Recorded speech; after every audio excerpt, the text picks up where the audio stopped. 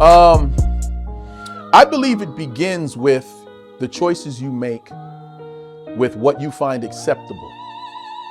If you get a role and it requires you to do certain things that you think is acceptable and you do them, then you'll get that call. Then you'll know. One thing always leads to another. It's not like you walk into Hollywood and they go like, all right, red pill, blue pill, which one do you want? No.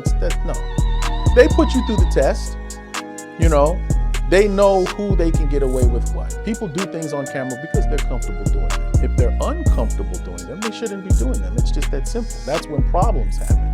Problems and cases and situations and all this inappropriate because you weren't comfortable doing it anyway, but you did it.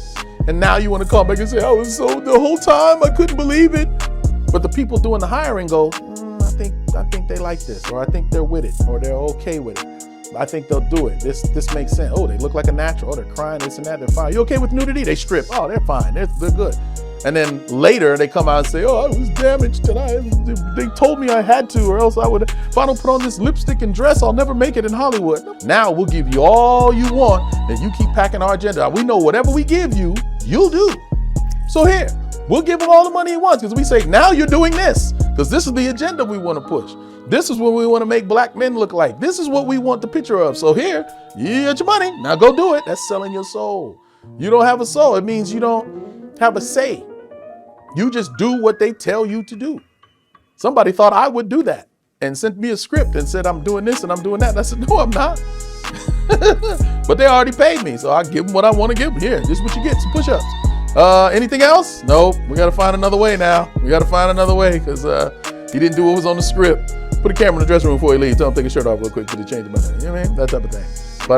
But yes, I totally believe there's that. I've never been fortunately faced with okay, this is what it is. I think people like this.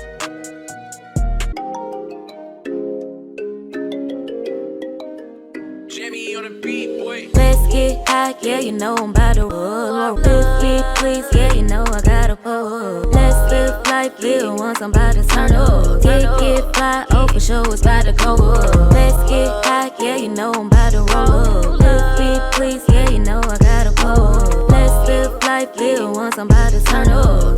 Get fly, oh for sure, it's about to go up. Roll my blunt and pass my lighter. Get pop shit, get higher. I'm the hottest, call me fire. Locked out, drama, live my life.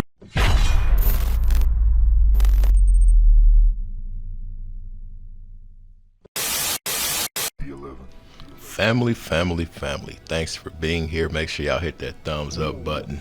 It means so much. Listen. I got a new motivation, y'all. I got a new motivation, and I ain't too proud. I'm gonna thank y'all every video. Period. I appreciate your time, your attention. And while we review and react to these educational videos and provide commentary, we get to learn some stuff together. So it works out for everybody. Anyway, Bobby, thank you. And also, let's see. Keonya.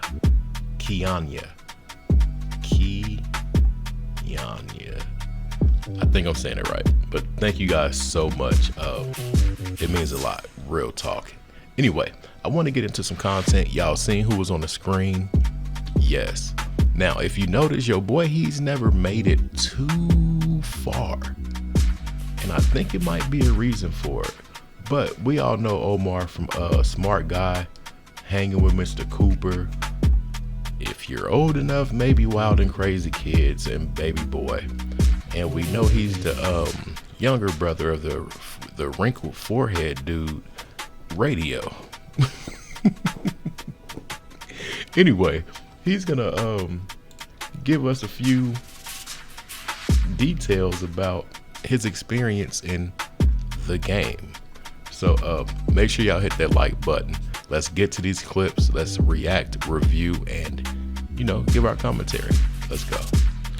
All right, so in this clip we're about to review first, he's gonna speak about how certain things are initiated. He's gonna speak about how they see if you're ready, and then he's gonna explain the process. I'm gonna be quiet. Let's let Omar speak, radio's big little brother. And yeah, let's go. I believe it begins with the choices you make with what you find acceptable. If you get a role and it requires you to do certain things that you think is acceptable and you do them, then you'll get that call. Then you'll know. One thing always leads to another. It's not like you walk into Hollywood and they go like, "Hi, red pill, blue pill, which one do you want?" No. They put you through the test. They know who they can get away with what. People do things on camera because they're comfortable doing them. If they're uncomfortable doing them, they shouldn't be doing them. It's just that simple. That's when problems happen. Problems and cases and situations and all this inappropriate because you weren't comfortable doing it anyway, but you did it. And now you want to come back and say, the whole time I couldn't believe it. But the people doing the hiring go, I think they like this, or I think they're with it, or they're okay with it. I think they'll do it. The devil and things like that. Like, come on, man, this dude will never, ever land another major role. Never. And the only reason he probably got that last role was probably because of John Singleton. We'll never see him on another sitcom, game show, movie, nothing, unless it's Tubi. Even his music, a lot of people don't even know he raps, and he can rap. He got bars, but when you speak a certain way, you get muffled. And I think that's kind of what's going on with bro. But then again, on the other hand, let's talk about radio. Now, his big brother Radio, he's out there. And they're like polar opposites. Radio was in the talks with take that. This dude, he's standing on business. And I think that's why their relationship is like not where it should be for brothers. Anyway, I'm done yapping. Let's get to this next clip. Now, the next clip, he's going to speak about the casting couch. And for platform purposes, these are his words, not mine. But I've heard whispers about this thing called a casting couch. And some people say it's for opportunity and things like that. But I've heard it was real. I'm going to let him tell you. He can say it better than me. Absolutely. That's why you have some movies that are terrible, because they got the role because of the casting couch. It goes back to what I say about reading the room and people giving you that part, that role, that job, because they like being around you. You've got two women you want to cast for this role. One is a great actress, but she's rude. The other one is not a great actress, but she fine as hell, and she'll get down however you want to get down. I think we're gonna get a role of her. We're gonna have, it's gonna be a better time being around her than this one. No, thanks. And then you get this movie and it's like, who casted her? She's pretty, but good Lord.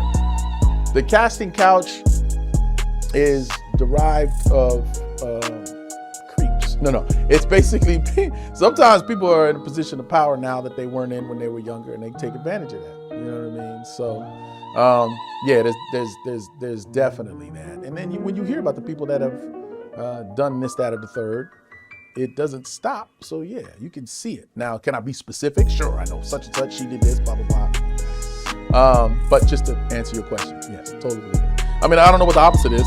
Like, no, there's no such thing. People don't sleep around. Yes, they do. Very much so.